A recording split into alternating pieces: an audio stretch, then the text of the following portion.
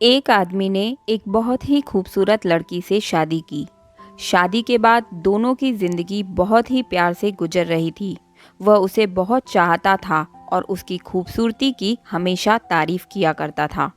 लेकिन कुछ महीनों के बाद लड़की चर्म रोग से ग्रसित हो गई और धीरे धीरे उसकी खूबसूरती जाने लगी।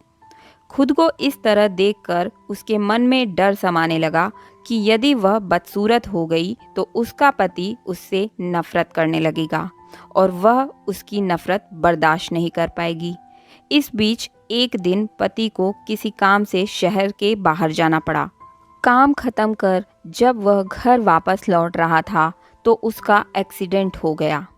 एक्सीडेंट में उसने अपनी दोनों आंखें खो दी, लेकिन इसके बावजूद भी उन दोनों की जिंदगी सामान्य तरीके से आगे बढ़ती रही। समय गुजरता रहा और अपने चर्म रोग के कारण लड़की ने अपनी खूबसूरती पूरी तरह गंवा दी।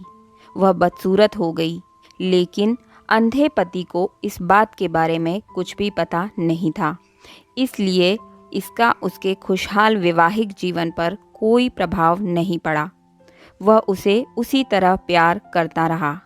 एक दिन उस लड़की की मौत हो गई। पति अब अकेला हो गया था। वह बहुत दुखी था।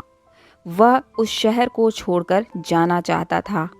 उसके अंतिम संस्कार की सारी क्रियाविधि पूर्ण की और शहर छोड़कर जाने लगा।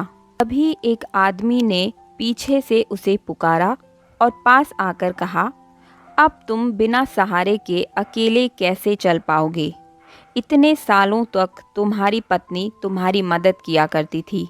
पति ने जवाब दिया, दोस्त, मैं अंधा नहीं हूँ।